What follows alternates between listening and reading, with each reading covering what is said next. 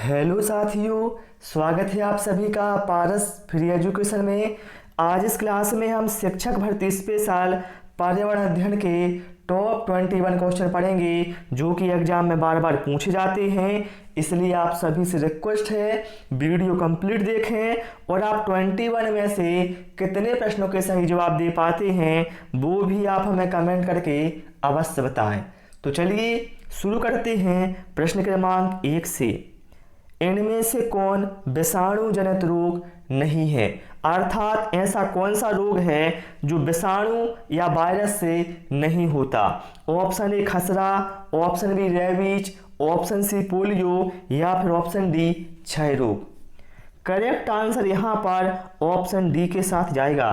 देखिए साथियों, खसरा, रेबीज और पोलियो ये तीनों रोग विषाणु अर्थात वायरस से होते हैं, लेकिन क्षय रोग जिसे हम तपेदिक या टीबी के नाम से भी जानते हैं, यह रोग वायरस से नहीं होता बल्कि यह रोग बैक्टीरिया अर्थात जीवाणुओं से फैलता है। इसलिए यहाँ पर जो करेक्ट आंसर है वो ऑप्शन डी के साथ जाएगा। क्लियर हुआ ना? प्रश्न क्रमांक 2 पर आते हैं। शीतकाल में कहाँ साइबेरियन सारस दिखाई देती है? ऑप्शन ए पेंच राष्ट्रीय उद्यान, ऑप्शन बी दांचीग्राम राष्ट्रीय उद्यान, ऑप्शन सी बोरवली राष्ट्रीय उद्यान या फिर ऑप्शन डी घना पक्षी विहार। तो यहाँ पर जो करेक्ट आंसर है ऑप्शन डी के साथ जाएगा। साथियों, शीतकाल में जो साइबेरियन सारस है यह घना पक्षी विहार में दिखाई देती है।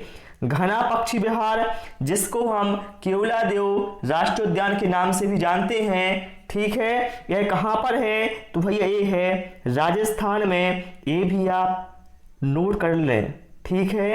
प्रश्न क्रमांक 3 पर आते हैं और सभी लोगों से रिक्वेस्ट है वीडियो पसंद आए वीडियो को लाइक और शेयर करना। पहली बार चैनल पर आए हैं चैनल को सब्सक्राइब भी कर लें। प्रश्न क्रमांक 3 में कहा गया है संचार उपग्रह किस वायुमंडलीय स्तर में स्थित होते हैं? ऑप्शन ए समताप मंडल, ऑप्शन बी आयन मंडल, ऑप्शन सी क्षोभ मंडल या फिर ऑप्शन डी बहिर्मंडल। यहाँ पर करेक्ट आंसर ऑप्शन बी के साथ जाएगा। जो संचार उपग्रह है साथियों यह आयन मंडल में स्थित होते हैं, ठीक है। इसके साथ साथ ध्यान रखना जो वायुयान हैं वह समताप मंडल में उड़ते हैं और आंधी तूफान मौसम संबंधी जो घटनाएं हैं ये सभी घटनाएं क्षोभ मंडल में होती हैं। ये सारे पॉइंट आप लोग याद रखिएगा। प्रश्न क्रमांक 4, नेपानगर अखबारी कागज फैक्ट्री भारत के किस राज्य में स्थित है? Option A Maharashtra, option B Assam, option C Karnataka, option D Madhya Pradesh. Correct answer यहाँ पर ऑप्शन डी के साथ जाएगा। नेपानगर अखबारी कागज कारखाना जो कि बहुत ही फेमस है, यह साथियों मध्य प्रदेश के बुरहानपुर जिले में है, ठीक है। चलिए इसके बाद प्रश्न क्रमांक 5 पर आते हैं। मानसून किस भाषा का शब्द है? ऑप्शन ए फारसी, ऑप्शन बी जापानी, ऑप्शन सी अरबी या फिर ऑप्शन डी पुर्तगाली। करेक्ट आंसर ऑप्शन सी के साथ जाएगा। मानसून एक अरबी भाषा का शब्द है। यदि आपसे पूछा जाता है सुनामी किस भाषा का शब्द है तो बताइएगा सुनामी भैया जापानी भाषा का शब्द है। ये भी एग्जाम में बार बार पूछा जाता है। प्रश्न क्रमांक 6 पर आते हैं। ग्रीन गोल्ड क्रांति का संबंध किससे है? Option A jute, option B बांस, ऑप्शन सी चाय या फिर ऑप्शन डी तिलहन। करेक्ट आंसर ऑप्शन बी के साथ जाएगा। ग्रीन गोल्ड क्रांति का जो संबंध है साथियों वह बांस से है। यदि आपसे पूछा जाए सबसे तेजी से वृद्धि करने वाला पौधा कौन सा है तो बताइएगा बांस। ध्यान रखिएगा बांस एक घास का प्रकार है, ये भी आपको ध्यान रखना है। कई बार एग्जाम में पूछा गया है बांस किसका प्रकार है, वृक्ष, पौधा या फिर घास, तो बताइएगा घास। प्रश्न क्रमांक 7, जीएन नामक प्रोटीन किस फसल से संबंधित है? ऑप्शन ए धान, option B soybean, option C मक्का या फिर ऑप्शन डी जई। करेक्ट आंसर यहाँ पर ऑप्शन सी के साथ जाएगा। जो जीन नामक प्रोटीन है साथियों, यह मक्का में होती है। करेक्ट आंसर यहाँ पर ऑप्शन सी के साथ जाएगा। यदि आपसे पूछा जाए अनाज की रानी किसे कहा जाता है, तो भैया अनाज की रानी मक्का को ही कहा जाता है, ये भी आप ध्यान रखें। प्रश्न क्रमांक 8, पादपों में अधिकांशतः रोग किससे फैलता है? अर्थात जो पौधे होते हैं उनमें जो रोग होते हैं बताना है वो किससे फैलते हैं मुख्यतः। ऑप्शन ए जीवाणु, ऑप्शन बी कवक, ऑप्शन सी विषाणु या फिर ऑप्शन डी प्रोटोजोआ। तो भैया यहाँ पर जो करेक्ट आंसर है ऑप्शन बी के साथ जाएगा। मुख्यतः पेड़ पौधों में जो रोग है भैया वह कवक के द्वारा फैलते हैं। प्रश्न क्रमांक 9, बड़े आकार वाले ज्वालामुखी उद्गार को क्या कहते हैं? ऑप्शन ए क्रोट, option B crater, option C caldera या फिर option D Dhuare.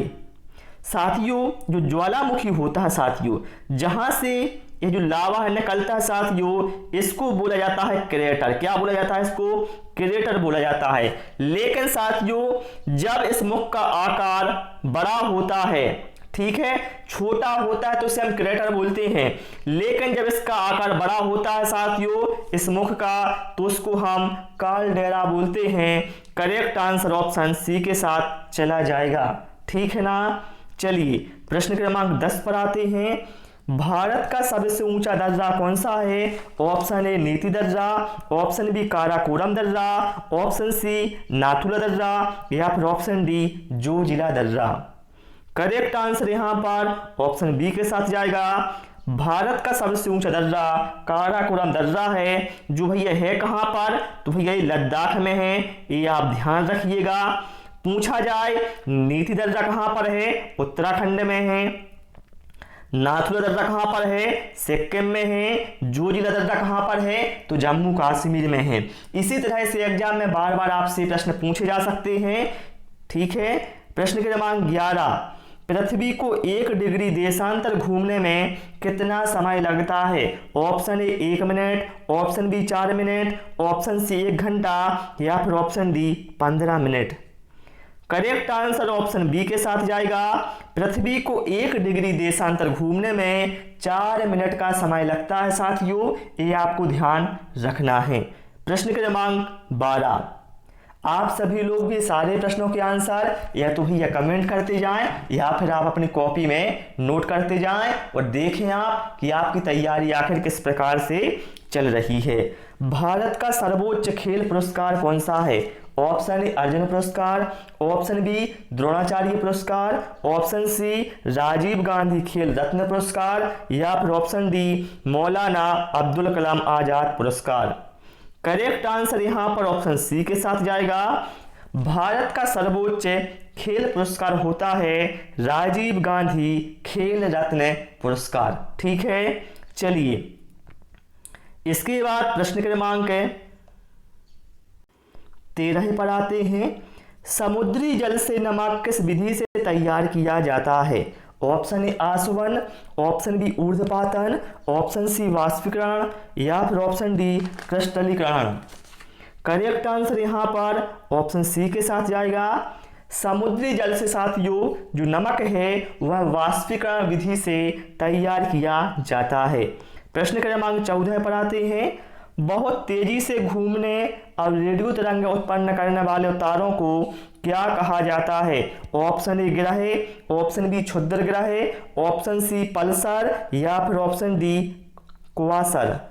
Correct answer यहां पर ऑप्शन सी के साथ जाएगा। बहुत तेजी से घूमने और रेडियो तरंग उत्पन्न करने वाले तारों को पल्सर कहा जाता है, ठीक है।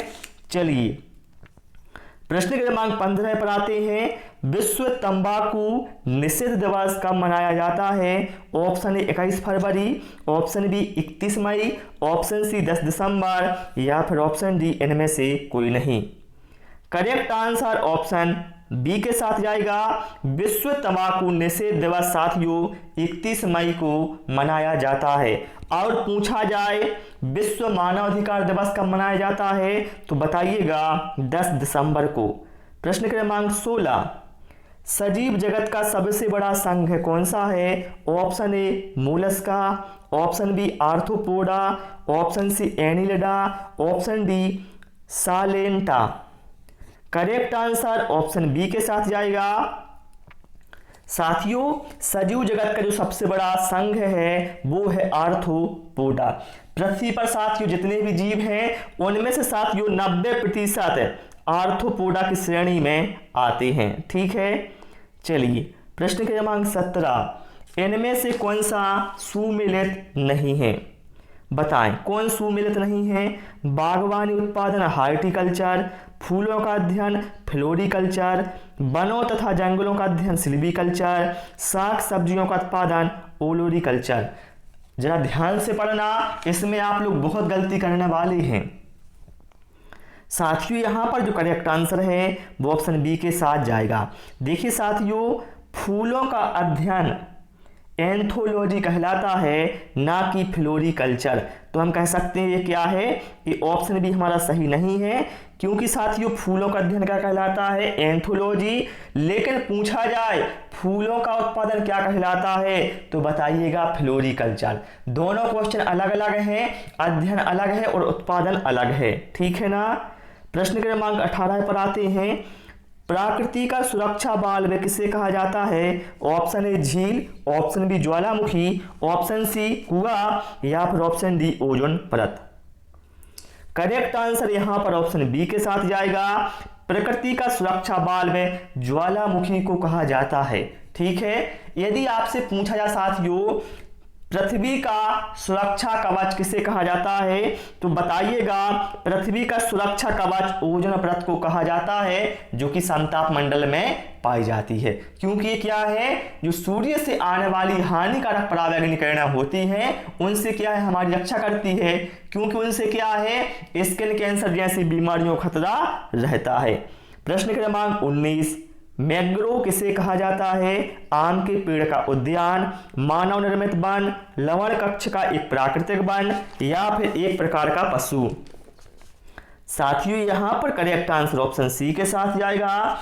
ध्यान रखिएगा, लवण कक्ष क्षेत्र की वनस्पति को मैंग्रोव वन कहा जाता है। साथियों यह जो वन है यह पारिस्थितिक संतुलन के लिए बहुत ही आवश्यक होते हैं। ठीक है, जैसे साथियों सुंदरवन है, तो सुंदरवन क्या है? एक मैंग्रोव वन का एग्जाम्पल है। मैंग्रोव वन या हम इन्हें ज्वारीय वन भी बोलते हैं। ठीक है ना। चलिए प्रश्न क्रमांक 20 पर आते हैं। पेट्रोलियम की गुणवत्ता किससे प्रदर्शित की जाती है? Egg mark, option B eco mark, option C hall mark या फिर option D octane number. Correct answer यहां पर ऑप्शन डी के साथ जाएगा। साथियों पेट्रोलियम की जो गुणवत्ता है वह है ऑक्टेन नंबर से प्रदर्शित की जाती है। पूछा जाए पेट्रोलियम उत्पादन का संबंध किस क्रांति से है, तो बताइएगा काली क्रांति से। ठीक है, यदि आपसे पूछा जाए पर्यावरण के प्रति कोई वस्तु कितनी अच्छी है, इसका जो पहचान है वो किससे की जाती है, तो भैया वो की जाती है इको मार्क से। ठीक है, चलिए प्रश्न क्रमांक 21 पर आते हैं। साथियों इस क्वेश्चन का जो जवाब है बहुत सारे लोग, मैं कहता हूं 99% जो स्टूडेंट है वो इसका गलत जवाब देते हैं। पहले आप लोग सोच लें वीडियो पोस्ट करके कि इसका जवाब क्या होगा, उसके बाद मैं आपको बता रहा हूं। उम्मीद है आपने जवाब सोच लिया होगा। देखिए साथियों यहां पर कहा गया है पेड़ों की कटाई घटाती है, तो बहुत सारे लोग क्या करते हैं ऑप्शन डी यहां पर सही बता देते हैं, लेकिन ये गलत हो गया। क्यों हो गया? देखिए साथियों यदि पेड़ों की कटाई होगी तो मृदा अपरदन क्या है, घटेगा क्या? नहीं, मृदा अपरदन भैया बढ़ेगा यदि पेड़ों की कटाई की जाती है, तो ये तो हो नहीं सकता। पेड़ों की कटाई से भूस्खलन क्या घटेगा? नहीं भैया, ये भी क्या है बढ़ेगा, घटेगा नहीं। लेकिन साथियों जो वर्षा है, वर्षा की मात्रा साथियों पेड़ पौधों की कटाई के साथ है घटेगी, तो इसलिए यहां पर जो करेक्ट आंसर है वो वर्षा के साथ जाएगा। ठीक है, वर्षा यहां पर हमारा करेक्ट आंसर होगा। क्लियर? तो आज इस क्लास में इतना ही साथियों। उम्मीद है आप सभी को क्लास पसंद आई होगी। आप लोगों ने 21 में से कितने प्रश्नों के सही जवाब दिए हैं वो आप हमें कमेंट करके अवश्य बताएं। Thanks for watching this video.